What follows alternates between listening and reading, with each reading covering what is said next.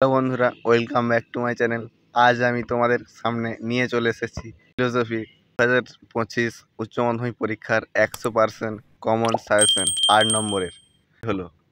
একের দাগের মিলের অন্যয় পদ্ধতি আলোচনা করো। দুয়ের দাগের নিরপেক্ষ বচন বলতে কি বোঝো? একটি উদাহরণ দিয়ে নিরপেক্ষ বচনের বিভিন্ন অংশগুলি চিহ্নিত করো। পদের ব্যাপ্যতা বলতে কি বোঝো? পদের ব্যাপ্যতা সংক্রান্ত নিয়মগুলি উল্লেখ করো। তিনের দাগের 1 নম্বর অব্যাপ্য হেতু দোষ, 2 নম্বর অবৈধ সাধ্য দোষ। চারের দাগের 1 নম্বর চারিপদ ঘটিত দোষ, 2 নম্বর সংক্ষিপ্ত ন্যায়। পাঁচের দাগের আবর্তন কাকে বলে? আবর্তনের নিয়মগুলি উদাহরণ সহ ব্যাখ্যা করো।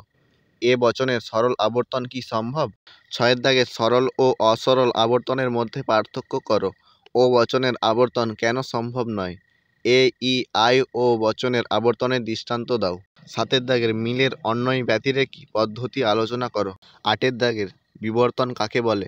দৃষ্টান্ত সহ বিবর্তনের নিয়মগুলি উদাহরণ সহ ব্যাখ্যা করো। বিবর্তনকে কেন অমাধ্যম অনুমান বলা হয়?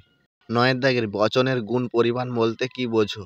গুণ ও পরিমাণের সংযুক্ত ভিত্তিতে নিরপেক্ষ বচনের শ্রেণী বিভাগ করো। 10এর দাগের 1 নম্বর মন্দ উপমা যুক্তি, 2 নম্বর কোনো অবান্তর ঘটনাকে কারণ বলে গণ্য করার দোষ। 11 দাগের 1 নম্বর সহকার্যকে কারণ হিসেবে গণ্য করা জনিত দোষ, 2 নম্বর অবৈধ সামান্যীকরণ দোষ। ভিডিওটি ভালো লাগলে অবশ্যই লাইক করো এবং বন্ধুদের সাথে শেয়ার করো।